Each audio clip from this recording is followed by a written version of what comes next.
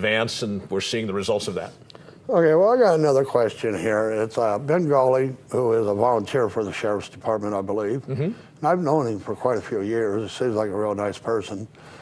Stated in the PVT, said that Rick was roughed up while the arrest. Now, everybody there did know that Rick was a sheriff. I don't know how the call came in to Berkowitz or anybody else, but they all know he's been on the Sheriff's Department for quite a while. Sure. What's your opinion on why they would rough up another sheriff? Well, again, I think there was an agenda to begin with. And I think a couple of the people that participated with Dave Berkowitz, certain of the deputies, were handpicked by Berkowitz for this particular thing they wanted to do. The thing they wanted to do was find a way to arrest Rick Marshall 60 days before the primary to embarrass him and cause people to falsely believe that Rick is committed a criminal act and therefore that he's not a viable candidate. To rough him up, first of all, I should say, the way Post breaks down categories of officers, he is what's known as a police executive. Okay? Rank and file or supervisory personnel, in no department across the country do they have the freedom or latitude to go arrest a police executive. Okay? This was done outside any bounds of normalcy in law enforcement. Dave Berkowitz did not discuss the arrest in advance with any of his supervisory personnel to seek their guidance on this. He went off as a loose cannon, and he coincidentally did it while the sheriff is in Europe and unavailable to intercede in this highly unprofessional conduct. Okay, well, there was apparently many patrol cars involved in this stopping Rick Marshall. Should we know whether or not any of them had a dash cam going to record the arrest? And also record yelling and screaming that Berkowitz was said to be doing. I mean, I understand that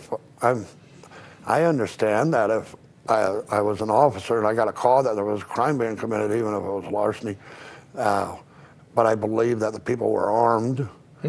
Why you would have many cars, but I think the first car there would say, "Oh, forget it. Well, we're all going to go have coffee. This is Rick Marshall." Well, my first thought is, let's give Dave Berkowitz the benefit of the doubt that he was pursuing some legitimate end. I don't believe so, but let's give him the benefit of the doubt. He pulls up behind Rick Marshall's car. My thought is, why not go to the sideband and say, "Rick, this is Dave. I have a criminal complaint. I need you to pull over at your first opportunity." And have Rick pull over. Right. What's the worst that could happen? They'd pull over in the sheriff's parking lot when Rick got back to the station, or wherever he was headed. To go heavy-handed, and I understand that Dave Berkowitz, when he exited his vehicle, pulling up behind Rick Marshall, he exited the vehicle with his handgun in his hand. All right. Okay. So guns were pointed. I don't know about pointed, but out of the holster and in the hand, for somebody who's a fellow officer, and more importantly than that, there was no crime. But if there had been a crime, it was a misdemeanor. You don't treat somebody like they just trafficked 5 pounds of heroin for a misdemeanor that was, in fact, nothing more than a business dispute, potentially some confusion, and there was no criminal action at all. Well, I know Ben, he's an elderly man. He's probably almost as old as us.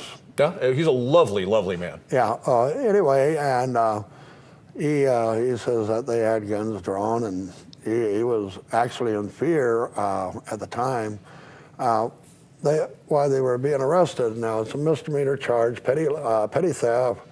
I think in Nevada they call it petty larceny, don't they? Right?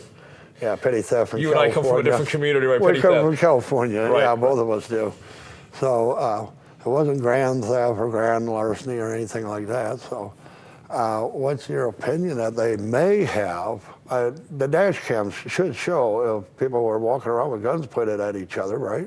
Oh, it would depend. If you'd have to step, if let's say there's one vehicle behind Marshall's car, he would have to step out in front of the car for the dash cam to pick it up. We'll have to see if those cars were even equipped with dash cams. We'll have to see what that shows. But I do want to share with the audience something I think is really important. As I have talked to people in this community about the Nye County Sheriff's Department, I was going to say the number one complaint, but pretty much the only complaint I hear about the Nye County Sheriffs is the attitude and conduct of the individual deputies. Okay? Now, that doesn't mean all of them. I want to be very clear about that. But when I talk to people, I say, what do you think of the Nye County Sheriff's Department? Well, normally the answer is, I think they're a bunch of jerks. Well, can you tell me why? Well, yeah, I encountered this deputy, and here's how he spoke to me, and he pushed me against the car. All I did was talk to him. And I hear stories like this all the time. So my point to the audience is this. How often do you get a candidate for the highest law enforcement office in the county who personally experienced the misconduct of his officers and is about to take the helm and can correct that? Well, I agree with you, but I will say one thing. I've never really had a hard time with any law enforcement here in Nye County. I mean, I lived in Southern California. I even went up and was with the LA Sheriff's Department once in a while. And people here say, you want to talk about being rough. Yeah. I mean, that's rough.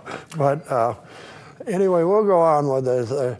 Should we know why so many officers were summoned to help, unless we already touched on that a little bit about what the call was, actually? Well, I know that a backup call went out, and that, of course, you're familiar with that. What that means is any officers who are generally within the area, they're going to drop whatever they're doing, and they're going to rush to the scene to provide assistance to the officer who's requested backup. Right. Which officer it was that put out the backup call, I don't know. I'm going to guess it was Berukowitz, but we won't know that until we listen to the tapes. But nevertheless, the officers that responded as backup were not a part of this charade to begin with. I can't fault any of them. They just showed up in accordance with their training and procedures. It's the guys that were part of that first little nucleus that really have the issue. Well, see, that's where the call going direct to the detective. Correct. Instead of going through the station, is we don't have a recording on exactly what the call record, so Sure. some of the officers may have showed up, they get a call from Berkowitz, I need backup, these people are armed. Mm-hmm. Well, of course you're going to respond, everybody in Pahrumph's going to respond, but we don't really know what the call was actually made. So anyway, that's maybe the reason why there was so many cops. It may not be. Maybe just they all got a grudge and don't want him to be sheriff. I mean, but anyway, we'll go on and Nye County Sheriff's Office has a policy that persons who are accused of a misdemeanor violations like petty larceny, which was underlying charge in this case, are given a citation. Right.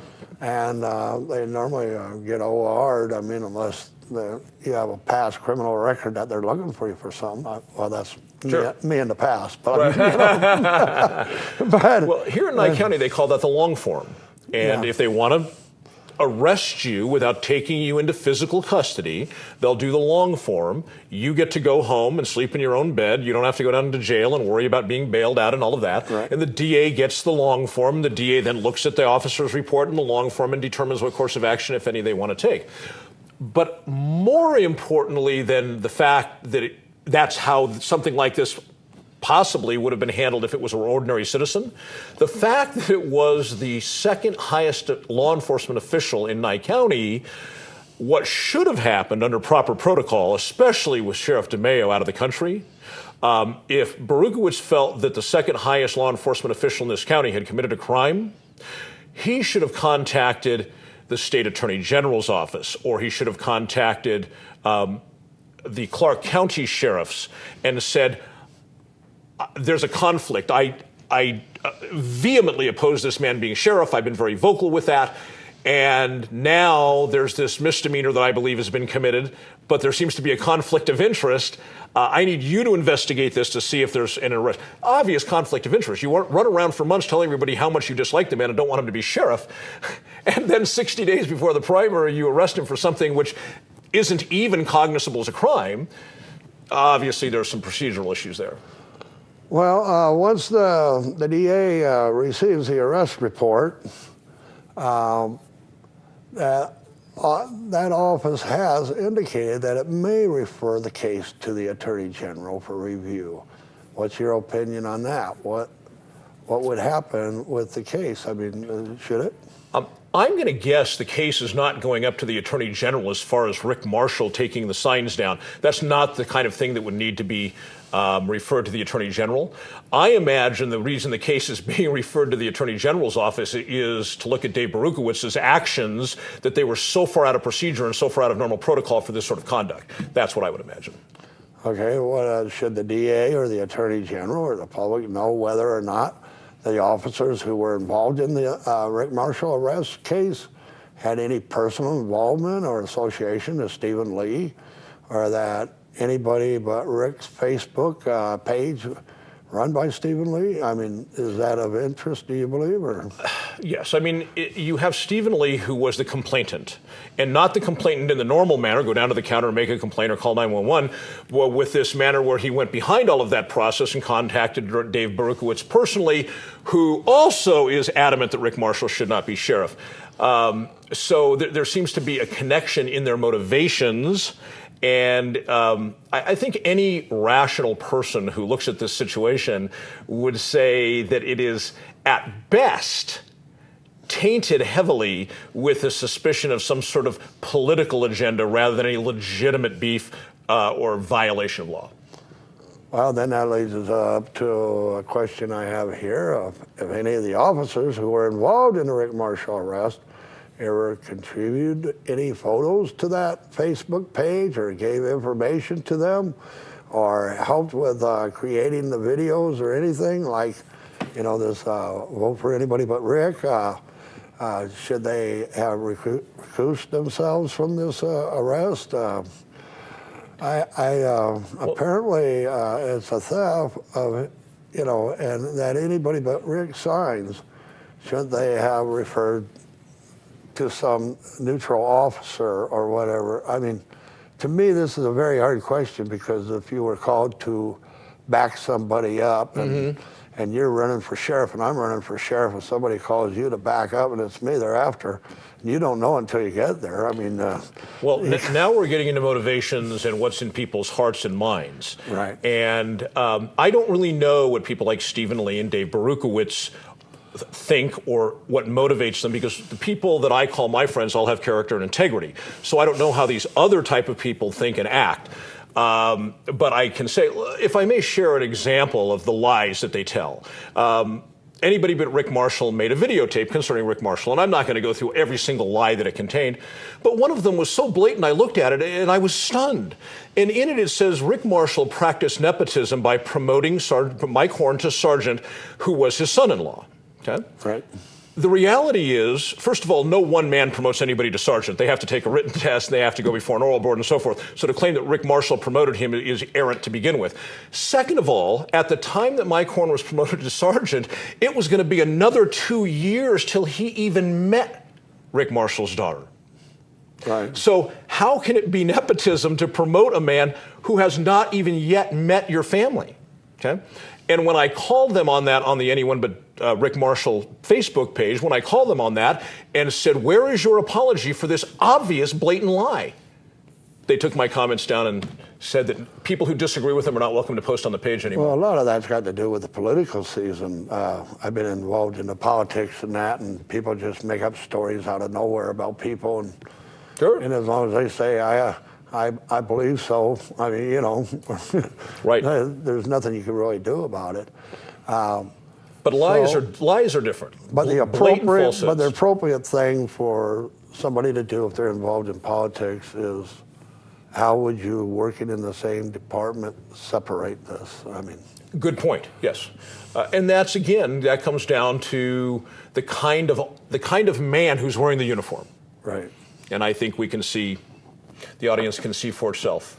Okay, should Mr. Lee tell the public whether or not he has a personal friendship or connection with any of those officers who were involved in the Rick Marshall arrest? I don't think so. I'm a huge believer in complete transparency, but Stephen Lee is not a member of the Nye County Sheriff's Department. He's a private citizen, somebody who obviously in my book does not have a lot of honor or character or integrity, but he is still a private citizen.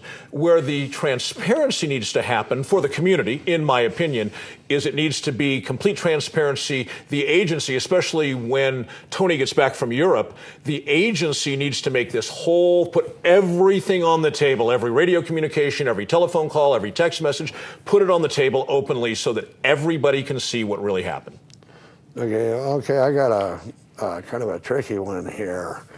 If it turns out that any of the officers who were involved in arresting Rick Marshall had any sort of connection to Stephen Lee, and that anybody but Rick Facebook page before Rick Marshall was arrested, doesn't that taint their investigation and make it a suspect in the eyes of the courts? Yes, absolutely. And a couple of things that I was pondering in the last few days. You're probably aware Title 18 of the United States Code has deprivation of rights under color of authority. In other words, Rick Marshall is running for office. Running for office in America is a constitutionally protected right. And he's being, in my opinion, he's being arrested for political motivations. There was no real crime involved. And that's a federal crime. Also, because it bears upon the outcome of an election.